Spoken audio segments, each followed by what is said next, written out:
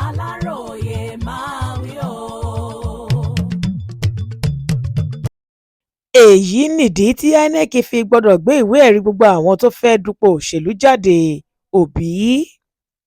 ọ̀gbẹ́ni Peter Obi tó fẹ́ẹ́ dupò ààrẹ ọdún 2027 lábẹ́ àsíá ẹgbẹ́ Nigerian Democratic Congress (NDC) ti ké sí àjọ elétò ìdìbò ilé wa Independent National Electoral Commission (INEC) láti rí i dájú wípé wọ́n gbé ìwé-ẹ̀rí gbogbo ìwé tí kálukú àwọn tó fẹ́ẹ́ dupò lọ́lọ́kan-ò-jọ̀kan fún ètò ìdìbò tó ń bọ̀ lọ́nà gbé wá sọ́dọ̀ wọn síta. Ó ní kì í ṣe nítorí nǹkan míì bí kò ṣe nítorí àti lè máa fi ohunkóhun ṣe bójúbójú pẹ̀lú àwọn ará ìlú tí wọ́n fẹ́ ṣojú fún láti ró ètò ìdìbò wa lágbára àti pàápàá láti rí i dájú wípé gbogbo àwọn tó fẹ́ dupò kan tàbí òmíì ni wọ́n ní ìwà ọmọlúàbí. Nínú àtẹ̀jáde tó fi síta ìyẹn lọ́jọ́ Ìṣẹ́gun Tuesday 30 oṣù kẹfà ọdún yìí ni ọkùnrin gómìnà ìpínlẹ̀ Anambra tẹ́lẹ̀ yìí ti sọ wípé ìgbésẹ̀ tóun pe àkíyèsí àjọ INEC sí yìí ṣe pàtàkì púpọ̀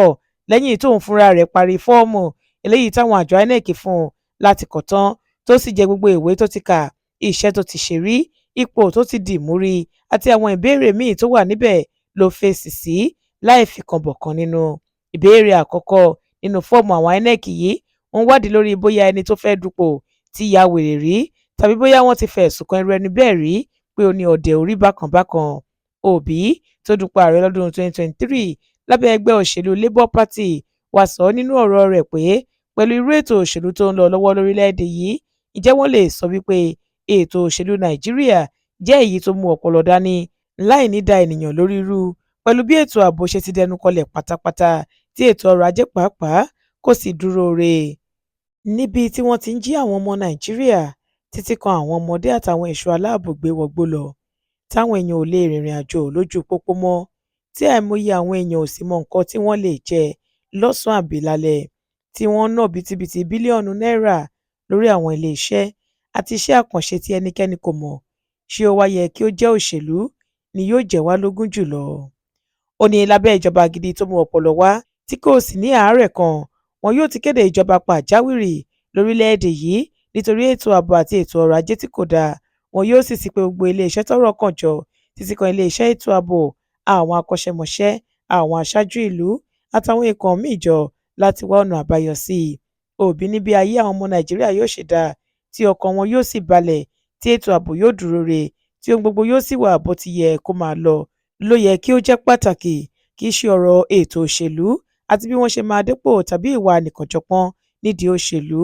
Bákan náà ni Òbí tún pe àkíyèsí àwọn èèyàn sí ìbéèrè míì tí ó bá pàdé nínú fọ́ọ̀mù ìdupò àwọn INEC níbi tí wọ́n ti béèrè bóyá olùdíje ti mú ayédèrú sàtífíkẹ́ẹ̀tì wá fún àjọ INEC rí. Kí ló dé tí INEC kò gbé ìgbésẹ̀ lójúnà àti rí wípé àwọn adarí wa ń fi àpẹẹrẹ rere lélẹ̀ àti láti jẹ́ kí àwọn ará ìlú ní ìgbẹ́kẹ̀lé gidi nínú ètò ìdìbò wa kí wọ́n gbé ìwé ẹ̀rí tí kálukú àwọn tó fẹ́ dupò kan tàbí òmíì kà tí wọ́n kó wá síwájú wọn síta.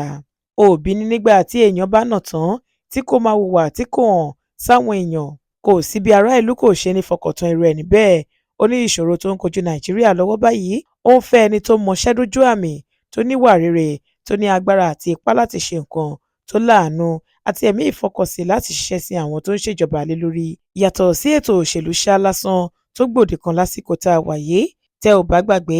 ọ̀rọ̀ ìwé ẹ̀rí yìí wà lára ohun tí Àtíkù Abubakar àti Peter Obi tí wọ́n jọ dupò ààrẹ pẹ̀lú ààrẹ Tinubu lọ́dún 2023 fi pè é lẹ́jọ́ lẹ́yìn tí wọ́n kéde Tinubu gẹ́gẹ́ bí ẹni tó gbégbá òrókè. Bó tilẹ̀ jẹ́ wípé wọ́n fa ọ̀rọ̀ ọ̀hún títí dé ìlú òyìnbó tí Tinubu sọ wípé òun ti kàwé fásitì síbẹ̀ ọ̀rọ̀ náà kò níyànjú bẹ́ẹ̀ ni wọn kò rí sàtífíkẹ́ẹ̀tì ààrẹ láti iléèwé alákọ̀ọ́bẹ̀rẹ̀ títí dé fásitì gbé síta fáyé rí títí di àsìkò yìí. Monísọ́lá Sàká ló ṣe àkójọpọ̀ ìròyìn yìí. Ìkànnì Aláròyé Online TV.